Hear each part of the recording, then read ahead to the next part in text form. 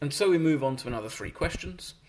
Jane walked from her home to the ice rink. The travel graph of Jane's journey to the ice rink is shown below. On the way to the ice rink, Jane stopped at her friend's house. So what's happening is she's walking to her friend's house, stopping at her friend's house, and then walking to the ice rink. How far is it from her friend's house to the ice rink? So walking to the friend's house, waiting at the friend's house, walking to the ice rink. So the friend's house is here, the ice rink is here. That's 8, subtract 3, so 5 kilometres. They gave you the units, you didn't need to write that. Jane was at the ice rink for 1 hour 30 minutes. She walked home at a steady speed. That's important here. Steady speed means my gradient distance over time will be constant. So this is a straight line. She took 2 hours to walk home, complete the travel graph. So she gets to the ice rink at 5 p.m.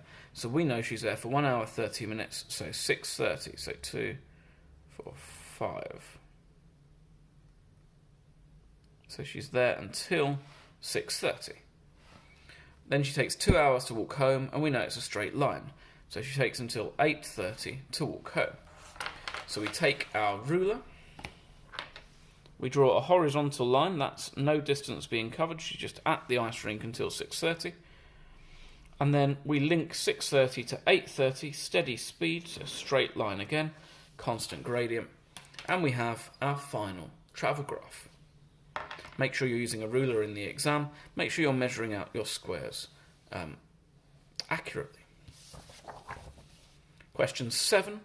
Y is directly proportional to x. When x is 600, y is equal to 10. Find the formula for y in terms of x. So if y is directly proportional to x, we know y is equal to kx, straight line through the origin, and we need to work out k. We do that by subbing in our values. 10 is equal to k times 600. In other words, k is equal to 10 divided by 600, or 1/60th. So that is y is equal to k 1/60th times x, or x over 60. Calculate the value of y when x is equal to 540. Y is equal to 1/60th times 540. Well, I'm going to cancel by 10 firstly, so 54 divided by 6. And hopefully I do know this, right? 60 divided by 6 is 10. Take 6 off, 54 divided by 6 is 9. If not, I could always do writing out my 6 times table effectively. Or I could do some long division, I guess, although it's not that helpful here, to give me y is equal to 9. Question 8 gives you some information and asks you to draw a box plot. Now, a box plot needs 5 lines. It needs your lowest value, your highest value. So let's chuck those on straight away. So my lowest value is 1.5. My highest value is 6.3. And I'm centering this around the middle of my graph paper. They're my 2 whiskers, as they used to be called. Then I need a lower quartile, which is 2.7, so we're going to mark that on.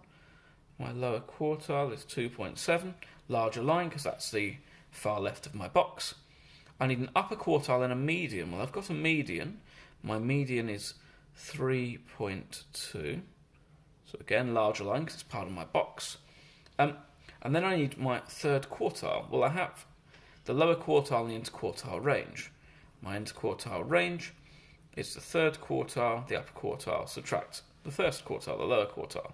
In other words, my third quartile is the range, 1.7, plus my first quartile, 2.7. So that is 4.4.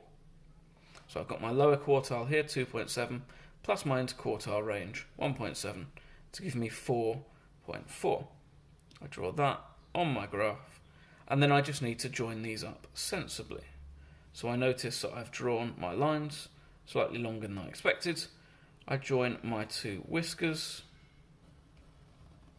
and then I join my box up using a ruler.